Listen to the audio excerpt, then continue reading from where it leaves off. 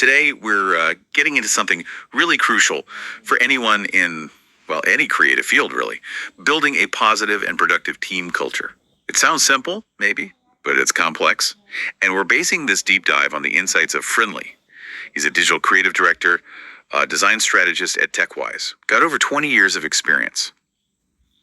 So think of this as like a shortcut to tapping into all that hard-won wisdom. Exactly. And Friendly's core idea, like right from the start, is that positivity. It's not just some soft skill add-on. He really sees it as foundational. It genuinely helps creativity to, flourish. And importantly, it boosts productivity. Big time. Okay, so it's practical, not just feel good. Definitely practical. And he also highlights something really key, I think. Creative people are often, sensitive, emotional. They need that bit of extra care, that individual attention to really hit their stride and do their best work. It's vital. That makes sense. It's about understanding the specific needs of creative minds.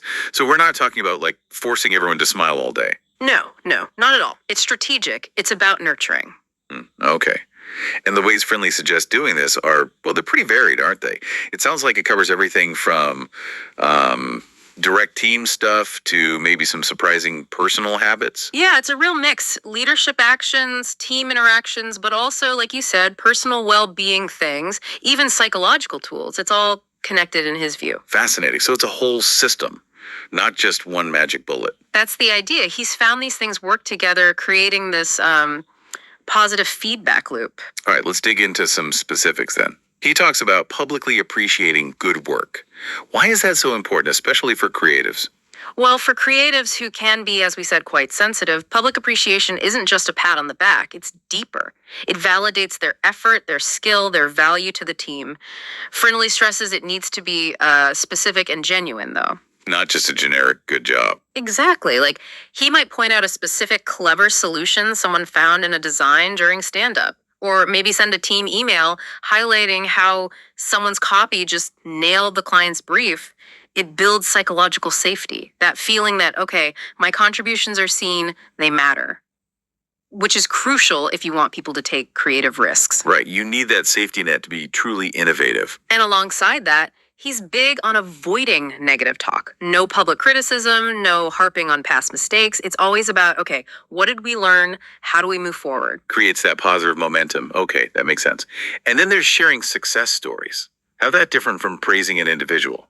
It's more about the collective, the team identity. Success stories aren't just, we landed the client, though that's part of it. Friendly talks about sharing stories of how the team overcame a challenge. Maybe a really tough creative block they worked through together, or how a new brainstorming method led somewhere unexpected. So it builds that shared sense of, we did this together. Precisely. It creates a narrative of resilience, of collective capability. It reminds everyone, hey, we're part of this team that can figure stuff out. Super motivating, especially because creative work often involves, hitting dead ends before finding the right path. Builds that team spirit and resilience. Got it. Okay, let's shift gears a bit to those less conventional methods you mentioned. Drinking mildly warm water when you wake up, doing light exercise in the office. I mean, that sounds unusual for a creative director to recommend. Yeah, it does sound a bit specific, doesn't it? But this is where Friendly connects, like the physical and the mental. He sees these as small, doable acts of self-care that actually impact your mindset and energy all day. The warm water thing, he found it's just a gentle way to kickstart your system, hydration, metabolism, helps with mental clarity. A small ritual to start the day right. Okay, I can kind of see the logic there. But the office exercise, won't people feel a bit... He's not talking about running laps around the desks. Implied chuckle. It's more like short bursts. A few minutes of stretching, maybe walking up and down the stairs, quick desk push-ups even. His observation is that even 5 minutes of movement improves blood flow, gives you a little dopamine hit. The dopamine factor. Exactly. Yeah.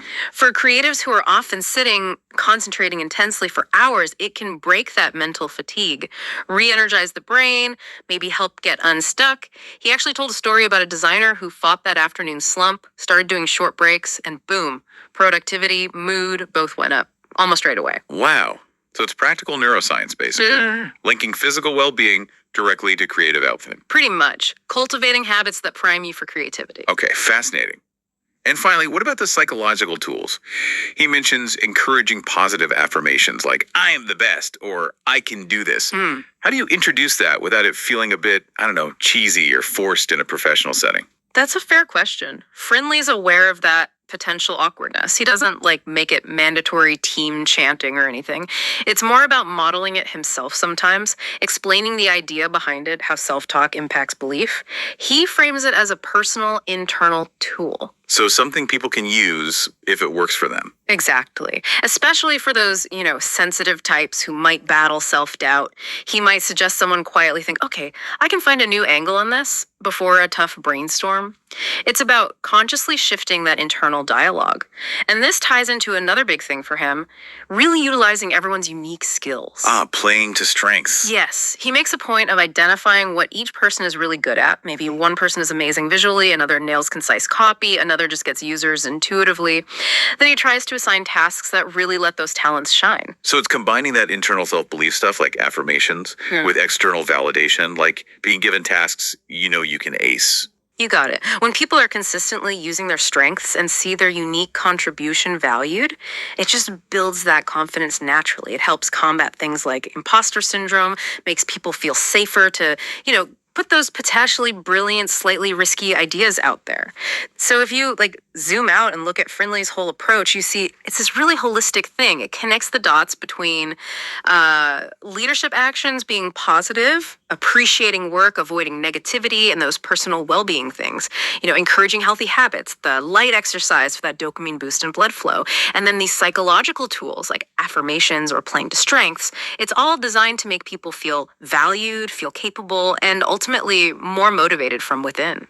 Yeah, and hearing it laid out like that, especially for someone with 20 plus years doing this, it really hits home how these seemingly small things, these daily choices and considerations can build up. They really can have a massive ripple effect on confidence, on creativity, and the team's actual output. Productivity, it's the consistency, the combination. Which leads to a really interesting thought for you listening right now.